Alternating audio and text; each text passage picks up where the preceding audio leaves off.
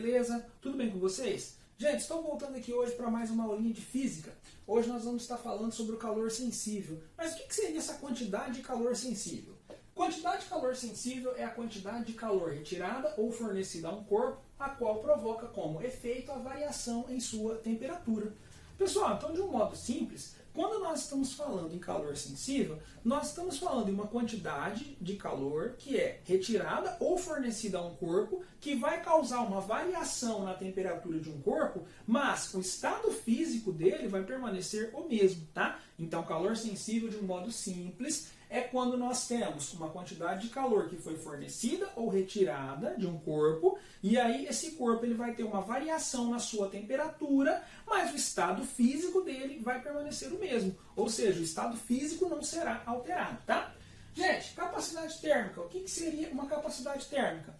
Olha, capacidade térmica seria a quantidade de calor sensível dividida pela variação de temperatura em um certo corpo, tá? Então, quando nós estamos falando de capacidade térmica, nós estamos nos referindo à capacidade térmica de um objeto ou de um corpo, certo? Qual que seria a unidade de capacidade térmica? Gente, olha, a unidade de capacidade térmica, no SI, quando nós falamos no SI, ela seria Joule por Kelvin, tá? Por que Joule por Kelvin? Olha, porque como todos sabem, o calor ele é considerado uma energia, tá? Então aqui nós temos que a unidade fundamental de medida de energia é o Joule, e a unidade fundamental de temperatura é o Kelvin. Então seria Joule por Kelvin. Mas, gente, por fatores históricos, geralmente nas questões aparece de outra maneira, de outra forma, tá? Como? Olha, para calor se utiliza caloria, e para temperatura se utiliza graus Celsius, tá?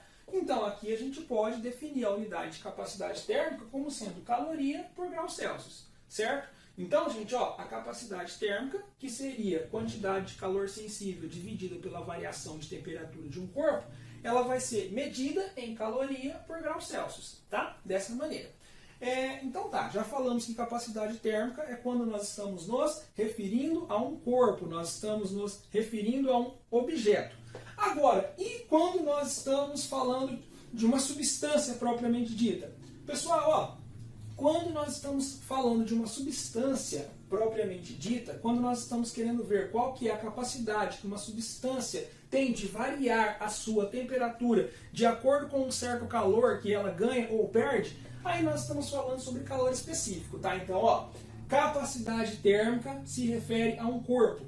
Calor específico se refere a uma substância. Como todos sabem, muitas vezes o corpo ele não é formado por uma única substância. Então, quando a gente quer analisar a substância específica, nós temos que usar o calor específico dela, tá? Então, gente, ó, calor específico que eu vou simbolizar pelo Czinho, tá? Então, ó, calor específico eu uso C minúsculo. Capacidade térmica eu uso C maiúsculo. Então, toma cuidado para não se confundir nessa questão, tá? Então, gente, ó, o calor específico de uma substância, ele é dado pela capacidade térmica dividido pela massa, certo? Então, ó, gente, qual que seria a unidade de calor específico de uma substância? Olha, eu tenho certeza que todos já viram aqui que seria caloria por grau Celsius, certo? Só que como que a gente chega nisso? Pessoal, ó, a gente pode deduzir essa fórmula de uma outra maneira. Olha aqui, a gente já viu que capacidade térmica é a quantidade de calor sensível dividido pelo ΔT, não é isso? Dividido pela variação de temperatura. Então, como que a gente consegue reescrever isso aqui? Ó? Nós poderíamos reescrever isso aqui como calor específico da substância seria igual. Quem que vai ser o C maiúsculo? Quem que vai ser a capacidade térmica? Ó, capacidade térmica seria quem? Seria o Q sobre ΔT. Não é isso? Seria o Q sobre a variação de temperatura. E aí, da nossa própria fórmula do calor específico, nós temos a massa, certo? Então, dessa maneira, nós podemos definir que o calor específico ele é a quantidade de calor sensível recebido ou cedido por um corpo, dividido pela massa e pela variação de temperatura, certo? Só que aqui, quando nós falamos em calor específico, nós estamos falando somente de uma substância. Então, nós temos essa tabelinha aqui, tá, pessoal? Que vai estar fornecendo alguns calores específicos de algumas substâncias, tá? Por exemplo, o primeiro, água. Pessoal, da água nós vamos decorar, porque aparece muito, em várias questões aparece o calor específico da água. Gente, ó, esse calor específico da água ele é de 1 caloria por grama grau Celsius. O que significa isso, gente? Ó, significa que eu preciso de 1 caloria para cada grama de água para variar a sua temperatura em 1 grau Celsius, certo? Então, ó, 1 caloria para cada grama para variar 1 grau Celsius, certo? Agora, gente, ó, alumínio, qual que seria o calor específico dele? O calor específico do alumínio é de 0,2. O que seria? 0,2 calorias por grama grau Celsius. O que significa isso, gente? Significa que eu preciso de 0,2 calorias para cada grama de alumínio para variar 1 grau Celsius em sua temperatura.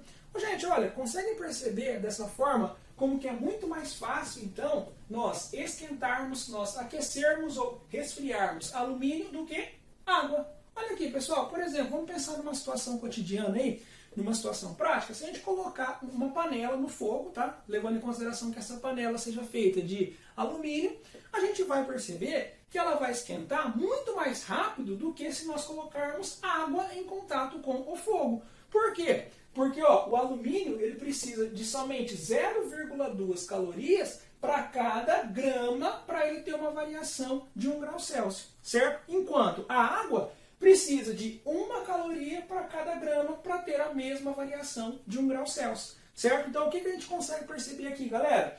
Que quanto menor o nosso calor específico, maior é a capacidade de variação de temperatura, certo? Mas isso, pessoal, não é somente para nós aquecermos, não. É para aquecermos ou resfriarmos, certo? Ó, um outro que nós temos ali é o cobre. Então, o cobre ele tem um calor específico de 0,1. Então, significa que eu preciso de 0,1 caloria para cada grama de cobre para ter uma variação de 1 grau Celsius. Tá? A prata, 0,056. Então, eu preciso de 0,056 calorias para cada grama de prata para ter uma variação de 1 grau Celsius. Tá?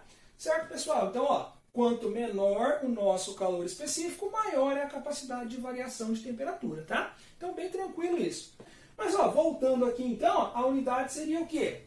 A unidade seria caloria, não é isso? A gente sabe que calor a gente mede ou em calorias ou no SI em joules, tá?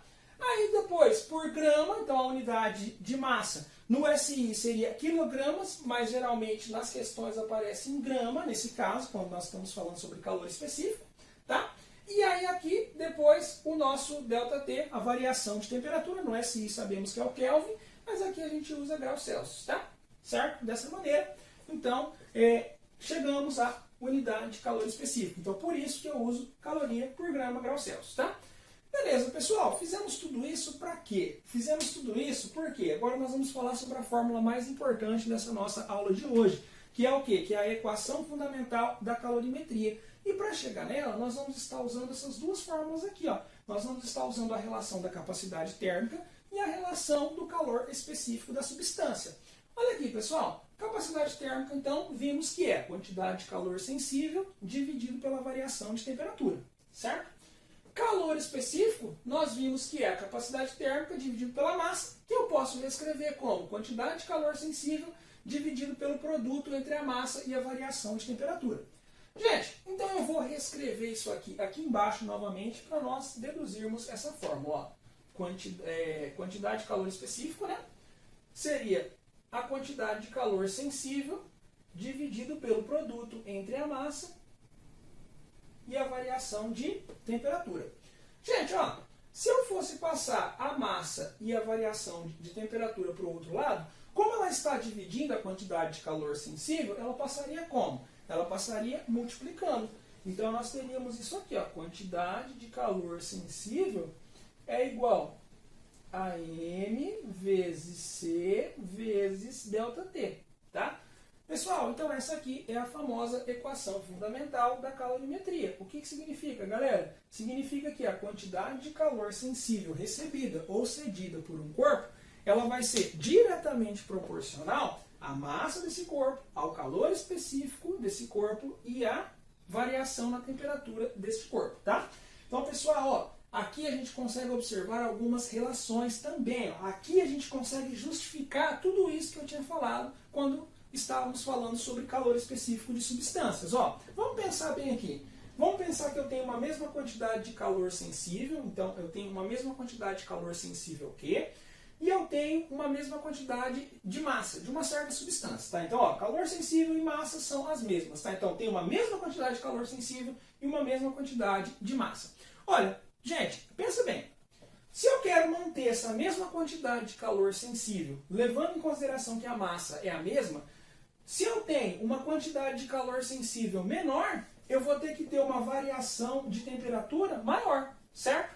E se eu tenho uma quantidade de calor sensível maior, eu tenho uma variação de temperatura menor, certo? Tendo em vista que eu quero manter a quantidade de calor sensível, tá? Então aqui, pessoal, através da fórmula, a gente também consegue explicar por que substâncias que têm maior calor específico, elas apresentam uma variação em sua temperatura menor se comparadas com substâncias que possuem menor calor específico, tá?